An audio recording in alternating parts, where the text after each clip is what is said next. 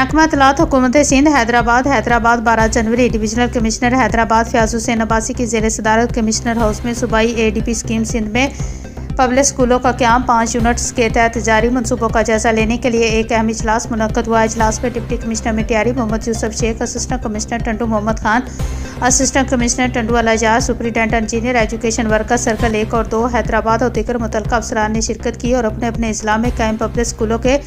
ڈھانچے اور مالی پیش رفت پر تفصیلی بریفنگ دی۔ اجلاس میں مٹیاری، ٹنڈو محمد خان اور ٹنڈو الاجار میں قائم پبلک اسکولوں کی تکمیل میں سست روی کا جائزہ لیا گیا۔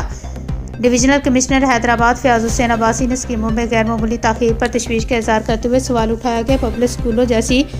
فلیگ شپ تعلیمی اسکیمیں کیوں تعطل کا شکار ہیں۔ متعلقہ افسران نے بریفنگ دیتے ہوئے بتایا کہ ٹنڈو محمد خان پبلک اسکولوں میں اکیڈمک بلاک کی تعمیر مکمل ہو چکی ہے، تاہم محکمہ انکوائری اور ہینڈ اوور کے فیصلے نہ ہونے کے باعث عمارت تاحال استعمال میں نہیں آ سکی، جس کے نتیجے میں بلاک ٹوٹ پھوٹ کا شکار ہو رہا ہے۔ مزید بتایا کہ 2018 سے باؤنڈری وال اور دیگر بلاکس کی حالت جوں کی توں ہے اور انکوائری مکمل ہونے تک ریٹیفیکیشن ممکن نہیں۔ ٹنڈو الاجار کے بلاول بھٹو سرداری پبلک اسکول کے بارے میں بتایا گیا کہ اکیڈمک بلاک مکمل ہے، جبکہ دیگر بلاکس کی تعمیل فنڈز کی عدم دستیابی کے باعث رکی ہوئی ہے۔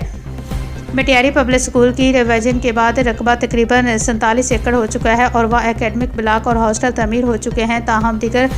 کمپاؤنڈز کی تکمیل درکار ہے۔ افسران نے یہ بھی آگاہ کیا کہ برساتوں اور IDPs کی عارضی رہائشوں کے باعث بعض اسکولوں کی عمارتوں کو نقصان پہنچا ہے۔ کمشنر حیدرآباد فیاض حسین نے ہدایت کی کہ مٹیاری اور ٹنڈو الاجار کے پبلک اسکولوں کو ترجیحی بنیادوں پر فعال کیا جائے گا، جبکہ ٹنڈو محمد خان کے کیس میں جاری ڈپارٹمنٹل انکوائری کے جلد فیصلے کے بعد فنڈز کی فراہمی یقینی بنائی جائے گی۔ انہوں نے زور دیا کہ جو انفراسٹرکچر موجود ہے اسے فوری طور پر فعال کیا جائے تاکہ مزید نقصان سے بچا جا سکے اور فنانس ڈپارٹمنٹ کو انکوائری کی تکمیل کے بعد فوری طور پر فنڈز کے لیے تحریری طور پر رجوع کیا جائے۔